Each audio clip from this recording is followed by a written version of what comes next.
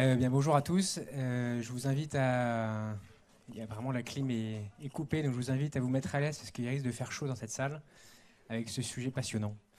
Donc bienvenue à tous. L'idée est aujourd'hui de faire un retour d'expérience avec nos amis de chez Vorwerk sur un sujet de prédiction des ventes. Avec Agathe et Corentin qui vont se présenter. Donc Agathe, je te donne la parole. Donc moi c'est Agathe Demani et je suis ML ingénieur chez Avisia. Voilà. Et Corentin Gézéquiel, du coup je suis Head of Data chez Vorwerk France. On vient par la suite sur ce qu'est Vorwerk France. Et donc moi, Gaspard Rohr, je m'occupe de développer commercialement l'agence Avisia West qui est présente à Nantes, à Saint-Herblain avec 35 collaborateurs, profil data analyst, data scientist, product owner data. Donc on intervient principalement à Nantes de fait, mais aussi à Angers et à Rennes pour nos amis du Grand Ouest. On intervient depuis 2007 sur des sujets data et on ne fait que ça depuis 2007. Donc on a suivi depuis ces années-là toutes les évolutions data jusqu'à l'IA aujourd'hui dont on parle beaucoup. Et donc on est 300 collaborateurs répartis sur 5 agences au total. Pour rentrer dans le vif du sujet, l'idée est de discuter de manière plus concrète du besoin. Corentin, je te donne la parole pour que tu nous expliques pourquoi tu nous as sollicité Avisia. Alors je ne vais pas faire une grande présentation de Vorwerk France. Vous connaissez, je pense tous, le Thermomix. Donc ça, c'est un des deux appareils qui est vendu par Vorwerk France. Le deuxième, c'est le Cobalt à droite. En gros, nous, ce qui nous intéresse principalement, c'est qu'on fonctionne beaucoup avec des promotions, on fonctionne beaucoup avec des offres clients, mais on a un modèle de vente qui est un peu particulier aussi, c'est que ce sont des conseillers qui ne sont pas des salariés. Notre idée, en fait, c'était de savoir comment est-ce qu'on pouvait anticiper le nombre de ventes qu'on allait avoir dans les prochains mois, suivant la promotion que l'on mettait en place. C'est ça l'objectif.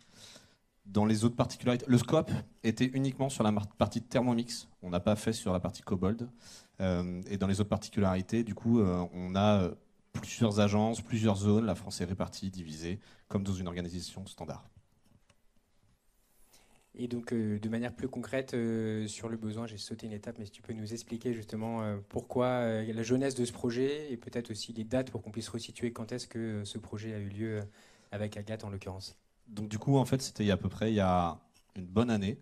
On s'est un petit peu interrogé sur la petite guéguerre qui peut exister en fait entre le marketing, les finances. Le marketing, ils ont souvent des très bonnes idées où ils vont dire j'ai sorti une nouvelle idée, ça va faire exploser les ventes. La finance, à l'inverse, ils sont un petit peu dans le genre non, en fait, c'est pas du tout, ton idée n'est pas du tout bonne, on va pas y arriver. Notre idée, en fait, c'était d'avoir une approche qui était basée sur les datas et à partir de là, comment est-ce qu'on peut prédire, juste avec l'historique des données, toutes les données que l'on a, combien de ventes on va faire. Tout ça, il fallait l'adapter avec nous, en fait, notre modèle de vente, où en fait, on a une particularité, c'est que ça dépend du nombre de vendeurs que l'on a. Donc ça, c'est la spécificité Vorwerk. L'objectif de tout ça, c'était, d'adapter la stratégie marketing pour définir des budgets, évidemment. La deuxième particularité, le deuxième objectif que l'on avait, c'était également de définir des stocks pour pouvoir dire en fait combien de Thermomix on a à produire et à allouer à la France. Et enfin, le dernier, c'était aussi de prévoir combien de personnes on allouait au centre d'appel, puisqu'on a un service client, et en fait, en fonction du nombre de ventes, il y a un nombre de personnes à allouer au centre d'appel. Et donc, c'est comme ça que l'on fonctionnait. On avait quelques points de vigilance, alors Agathe va sûrement revenir par-dessus, par la suite. Mais en gros, on a sorti un nouveau Thermomix en février de l'année dernière, et Agathe n'était pas au courant, au moment de réaliser le projet, qu'un nouveau Thermomix allait arriver. Donc ça a été quand même un point un point difficile pour nous. Pour le reste, après, notre modèle de vente qui est particulier, je pense que c'est un des points difficiles que l'on a eu dans le projet. Et du coup, Agathe, donc, tu es intervenue sur ce projet concrètement avec Corentin. Et est-ce que tu peux nous dire quelles données tu avais et comment tu as fait pour travailler sur ce projet? Ouais. Alors, donc il s'agissait de prédire les ventes directes uniquement. Et donc ce qu'on disait pour toute version du Thermomix confondu, donc à tout moment un nouveau Thermomix qui arrive sur le marché et être en capacité de prédire ses ventes. Donc ouais, initialement on est parti sur une prévision quotidienne, donc, sur les 12 prochains mois, et en termes de données, ce qu'on avait, donc c'est tout ce qui est historique des ventes, lorsque une nouvelle version est sortie avec sa date, pareil pour des changements de prix, tout ce qui porte sur les offres promotionnelles, donc le type d'offre, le montant de l'offre, etc. Vous avez aussi des concours pour vos conseillers et vos hôtesses.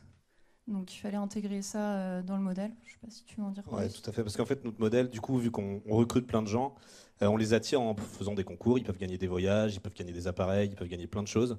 Et ça, en fonction de l'attractivité du concours, on voit qu'on a des pics ou pas de vente. Et donc il fallait faire rentrer ça dans le modèle. C'est pas juste une saisonnalité où on peut se dire en novembre et en décembre, on vend plus qu'en été. Et donc ensuite, des données calendaires, donc ça va être tout ce qui est jour de la semaine, vacances scolaires, etc. Et l'historique, comme on disait, du nombre d'employés selon leur niveau. Et pour ce qui est de la technologie, donc c'était un développement sous Python de mon côté, donc non industrialisé. Donc le sujet, ouais. Ouais, alors les phases, donc il a été fait en 2 phases. Donc une première phase de cadrage où le but c'était juste de savoir si le projet était faisable, donc si les données étaient exploitables, etc. Et pour la seconde phase, ça a été tout ce qui est partie modélisation, donc de l'implémentation de variables jusqu'au test sur des données. On va rentrer de manière un peu plus concrète sur la partie technique. Est-ce que tu peux nous parler un peu plus des modèles notamment et quelles données tu as, comment tu as travaillé ces données Ouais. avec quel modèle? Alors, d'abord, ouais, l'enseignement des données. Donc, la première chose à savoir, c'est qu'il ne s'agit pas de mois normaux, mais des mois commerciaux, donc qui commencent un lundi et qui terminent un dimanche. Et donc, les mois, ils font 4 ou 5 semaines, donc ça dépend d'un mois à l'autre, et ça varie aussi du même mois d'une année à l'autre. Ensuite, on a l'intégration de la période de Covid qui, chez vous, Corentin, fait l'inverse que pour d'autres boîtes. Il y a plein d'entreprises qui ont été en difficulté pendant le Covid. Nous, ça a été exactement l'inverse sur la partie Thermomix. En gros, on se rend compte que les gens ils étaient à la maison. Et chaque fois qu'Emmanuel Macron annonçait un confinement, le lendemain, on avait un pic de vente qui était explosé. Donc du coup, forcément, dans les modèles, c'est un peu particulier. Ouais.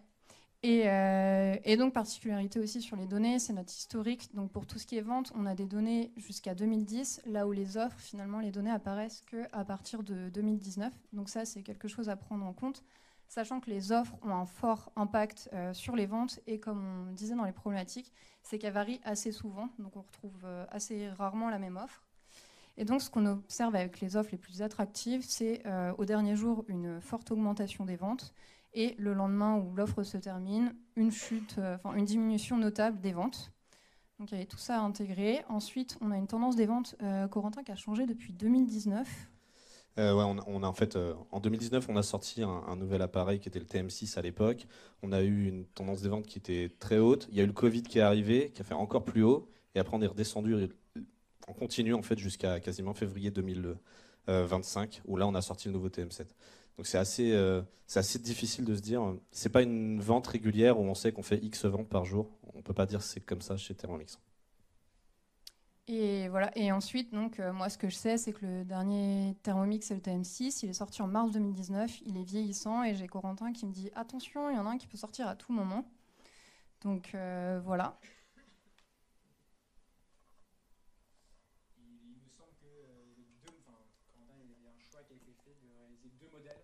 Est-ce que tu peux nous expliquer pourquoi quotidien et pourquoi mensuel? Tout à fait. Donc ça revient un peu aux objectifs que j'ai dit au tout début. Un modèle quotidien, c'est pour définir en fait combien de personnes on alloue dans le centre d'appel. Parce que quotidiennement, ils ont besoin de savoir quel va être le nombre de ventes. Sauf que ça, on sait qu'on ne peut pas le prédire des années en avance ou des mois en avance. On est sur une période un peu plus courte. En revanche, par exemple, si on décide que l'on veut aussi mettre une promo et on voudrait voir l'efficacité que ça va avoir sur le budget, pour ça, on a besoin d'anticiper puisque les budgets ne sont pas faits d'un mois pour le mois suivant. Et donc, du coup, là, on a aussi ce modèle qui est plutôt un mois avec des valeurs mensuelles. Si tu veux compléter, Ouais. Agathe. Et donc, moi, de mon côté, j'ai intégré ça pour son besoin à ma manière. Donc, on a un premier modèle quotidien. Donc, par exemple, qu'on lance à la fin du mois d'août de cette année et qui va nous prédire les ventes du mois d'octobre. Donc, celui-là, le but, c'est qu'il puisse capter les fortes variations et intégrer les ventes. Donc, c'est un modèle qui prend des données à partir de 2019.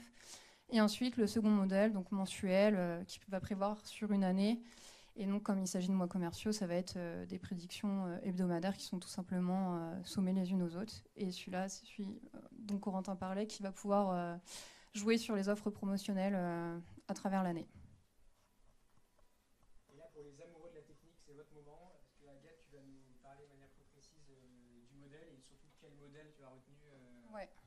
Alors vous en faites pas, je vais parler très vite de ça. Donc le modèle qui a été retenu, c'est un Light GBM, parce qu'on avait une contrainte pour le projet du cadrage jusqu'à la réalisation, c'était de 2 mois. Donc il a fallu un modèle capable de capturer la complexité au niveau des données, donc notamment le changement d'un jour à l'autre au niveau des ventes.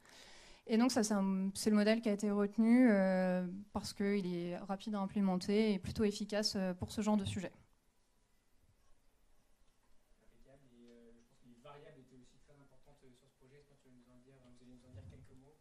Oui.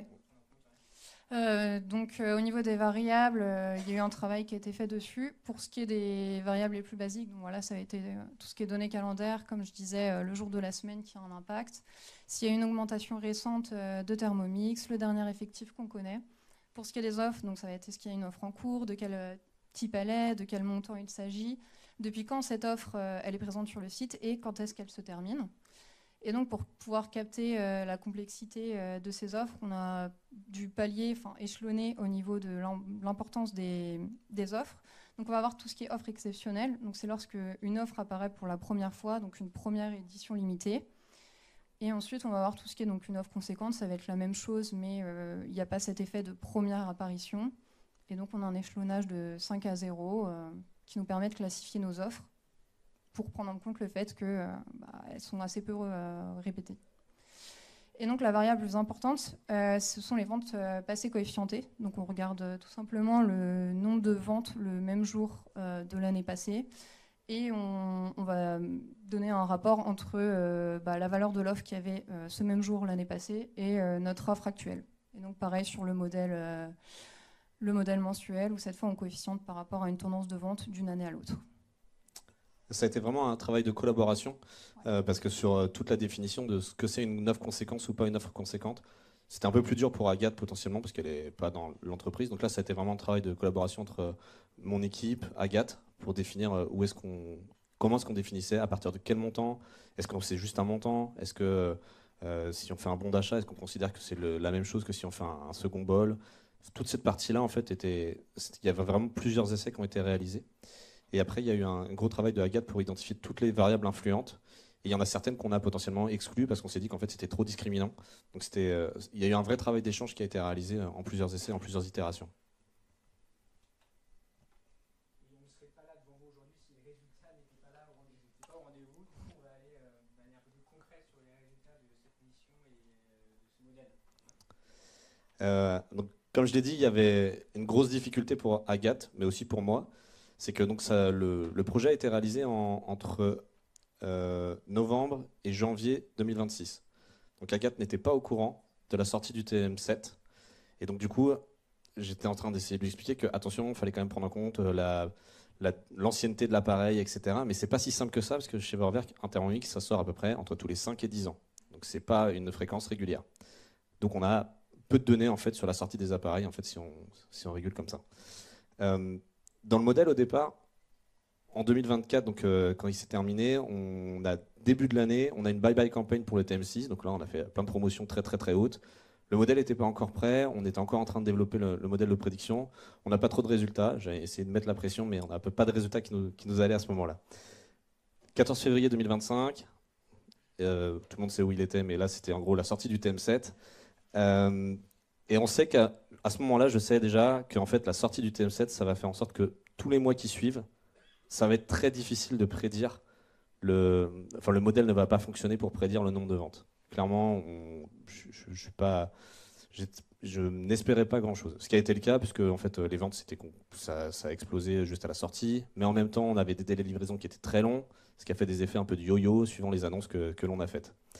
Ce qui donne en fait que de février à juin, on a des résultats qui sont plutôt mitigés dans les prédictions par rapport à ce que l'on annonce. Mais on voit quand même une tendance à l'amélioration au fur et à mesure qu'on revient sur un modèle normal avec des livraisons qui sont annoncées 6-8 semaines, etc. Donc tout ça, on arrive à avoir.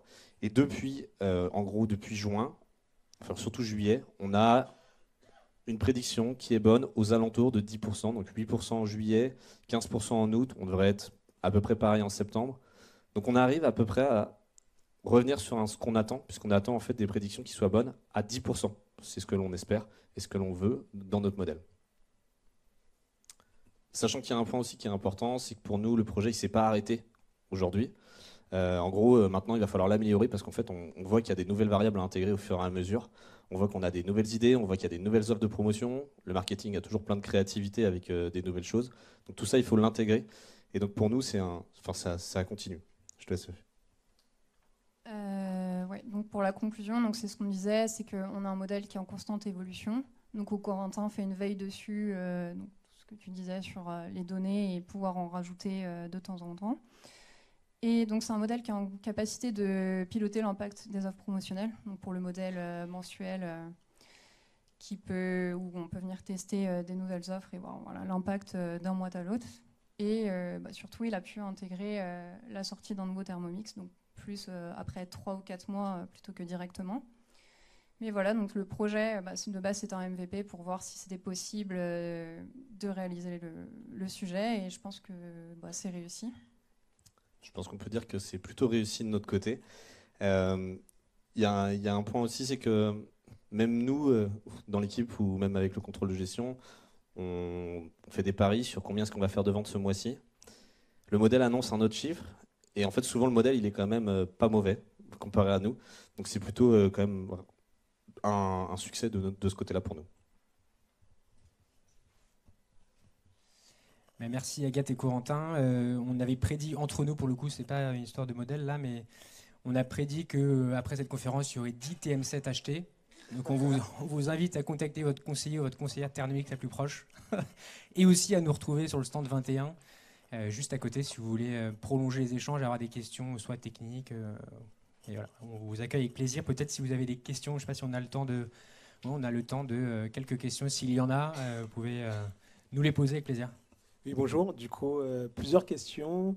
La première, c'est vous n'avez pas pris en compte les données géographiques, du coup, en fonction des régions de vente. Je ne sais pas si ça peut être un plus. Donc, il y a ça. Deuxième question, c'est quand est-ce que le modèle irait réentraîner, les périodes de réentraînement? Je ne sais pas si vous avez déjà pensé à ça. Et j'avais une dernière, oui. Est-ce que vous pensez rajouter d'autres algorithmes, genre Prophet, peut-être, en plus? Alors sur les deux premières questions. La première question déjà, on a choisi de faire une prédiction qui était uniquement au national. Donc on n'a pas pris en compte les variétés géographiques. C'est sûrement dans les étapes d'après, mais on voit quand même qu'on a des ventes qui sont assez homogènes de manière géographique. Mais ça a été une des questions qu'on a soulevées au tout départ du projet. Sur la deuxième question, le modèle il est réentraîné en gros tous les mois, puisque tous les mois on vient le réalimenter avec les données qui sont présentes. Et après sur ta dernière question, c'était sur la partie... Aujourd'hui, là, il faudrait repartir sur un projet. Pour l'instant, c'est pas dans les tuyaux.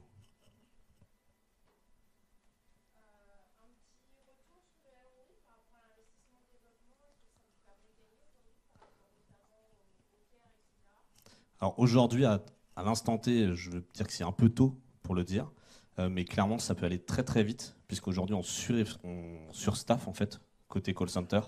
Et l'objectif, c'est d'être au plus précis possible. Et on sait que le coût d'un call center, c'est énorme. Donc sur cette partie-là, on est sûr que l'on peut gagner. Et puis nous, on a un groupe, on a des objectifs à rendre à l'Allemagne, en fait, en gros. Et notre objectif, c'est d'être meilleur sur la prévision des budgets.